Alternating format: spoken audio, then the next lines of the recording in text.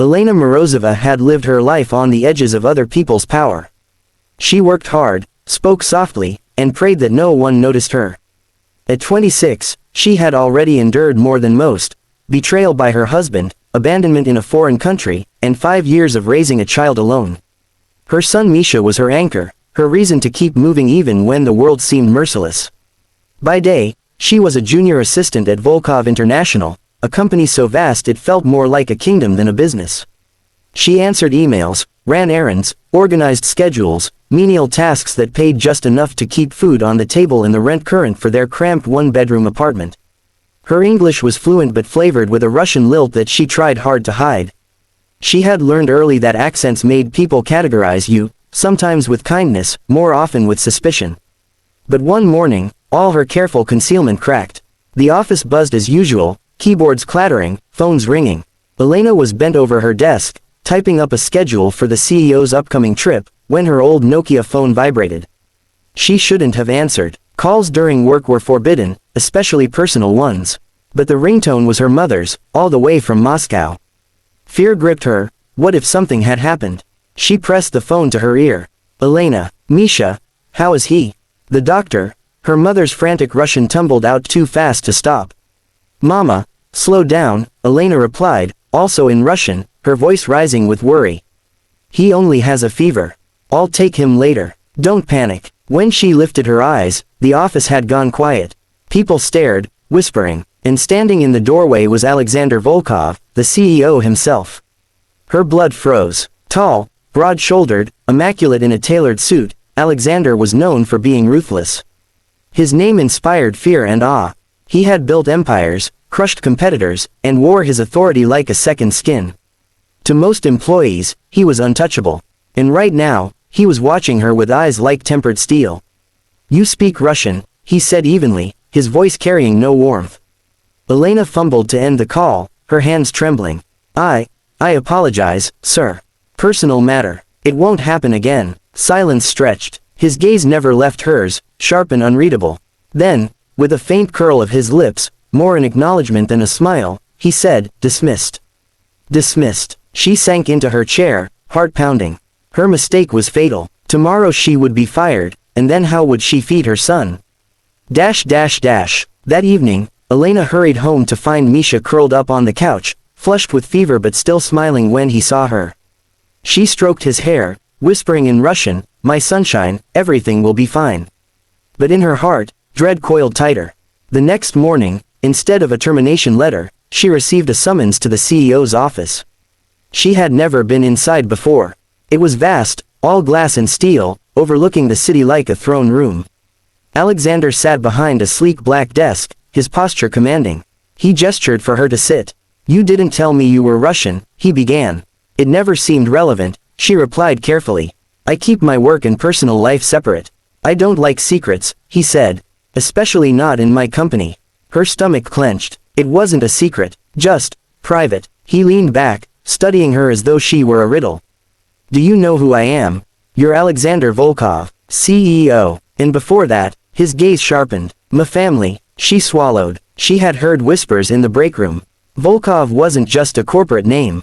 In Russia, it carried weight, legacy, power, some said even shadows of darker connections. I don't involve myself in politics or dynasties, she said quietly. His eyes flickered with something she couldn't read.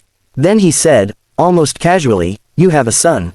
Her heart lurched. How? I make it my business to know everything about my employees. Please, she whispered, panic in her throat. He's just a child, leave him out of this.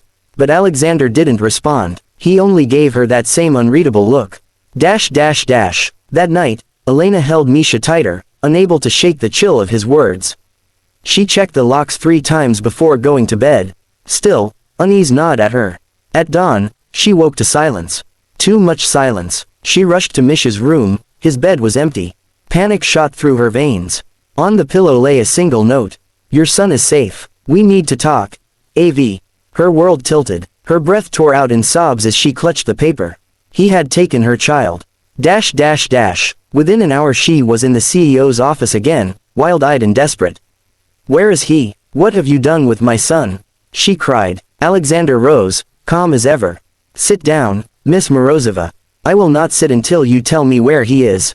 He stepped closer, his voice low but firm. Your son is safe. He is with people I trust. Do not panic. Tears burned her eyes. Why would you take him? He's all I have. Because someone else was going to, Alexander said coldly. Elena blinked, stunned. He continued, yesterday, when you spoke Russian, certain ears perked up. You don't know this, but there are people watching me. Rivals, enemies. When they saw you, they assumed you might be leverage. Her knees weakened. Leverage, for what? My position, he said simply. My family name, everything I control. She stared at him, horror and confusion warring. And you think dragging my son into this protects us? It was the only way to ensure his safety before anyone else got to him. Her fury clashed with fear. She wanted to scream, to hit him, to tear her son back from his grasp. But deep inside, a small, treacherous voice asked, was he telling the truth? Days blurred. Elena was forced to keep working, every task a torment as she longed for her child. Alexander gave no details, only assurances. Misha was safe, cared for, hidden where enemies couldn't reach. Finally, after a week of sleepless nights, Alexander summoned her again. This time, his expression was different, less guarded, more human. You should see for yourself, he said. He drove her to a secluded estate outside the city. Elena's heart pounded as she ran inside, and there was Misha, healthy, laughing, playing with a toy car. She collapsed around him, tears streaming. My sunshine, my baby. Alexander stood in the doorway, watching silently. When Elena finally looked up, her voice was raw. Why help us at all? His eyes softened, just slightly. Because once, a long time ago, someone protected me the same way. I owe that debt, and perhaps, he paused. Perhaps I don't want to see another child lose everything. Something shifted between them then. She still feared him, distrusted his power, but she also glimpsed the man beneath the armor. In the weeks that followed, Alexander arranged for guards near her building, discreet financial help, even a private doctor for Misha. At first, Elena resisted, proud and wary. But slowly, she saw he wasn't doing it for control. He was doing it because he could. Late one evening, as they stood in the quiet of his office, Elena said softly, "You terrify me, Alexander. But you also saved my son." He gave a faint, tired smile. "I terrify everyone. It's how I survive." "And Misha?" she asked. "Why do you care?" His gaze lingered on hers, intense but no longer unreadable. "Because he reminds me of myself. And because you," he hesitated, then said simply, "you don't flinch from me." "Not really." Her breath caught. The room felt charged, fragile. For the first time, Elena realized her life had changed forever, not because she had answered a phone call in Russian, but because the man who had overheard it had chosen to entwine their fates. And though fear still pulsed in her veins, so did something new. Something she hadn't dared to feel in years. Hope. Elena Morozova's life was built on routine, on the careful concealment of everything that made her different. At 26, she was a junior assistant at Volkov International, a corporation so vast it felt like a country of its own. Her days were quiet, her work menial, sorting emails, updating schedules, fetching coffee. That was how she liked it, unnoticed, invisible. Because Elena carried secrets, a Russian name, a heavy accent she trained herself to hide, and above all, a 5-year-old son, Misha, waiting for her at home in a one-bedroom apartment. Every day she worked for him, for rent, for food, for a better future. That Tuesday morning, everything unraveled. Her outdated Nokia buzzed on the desk, its cracked screen flashing, "Mama."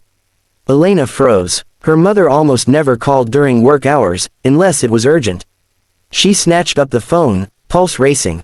"Elena." Her mother's voice spilled through the line in frantic Russian.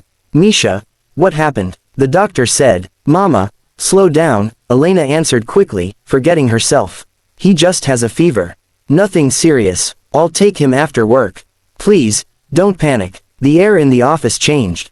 It went silent, heads turned, and standing in the doorway, sharp as a blade in his tailored suit, was Alexander Volkov, CEO of the company. Elena's blood froze. She ended the call mid-sentence, but it was too late.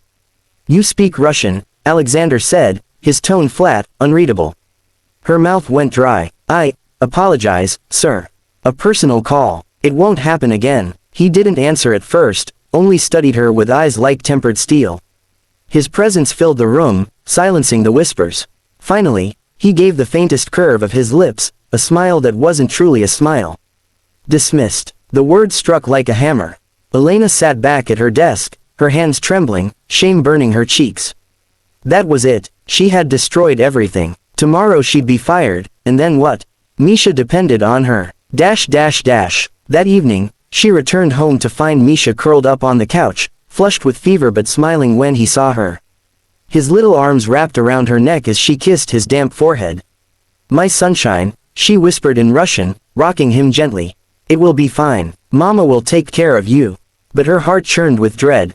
The next morning, instead of a termination letter, Elena was summoned upstairs, to the top floor. The CEO's private office was like another world, all glass, steel, and expensive silence. Alexander sat behind a sleek black desk, framed by the skyline. He gestured for her to sit. "You didn't tell me you were Russian," he began. "It never seemed relevant," she replied carefully. "I don't mix personal matters with work. I don't like secrets," he said. "Especially not in my company." Her stomach twisted. It wasn't a secret, just private. His gaze sharpened. "Do you know who I am?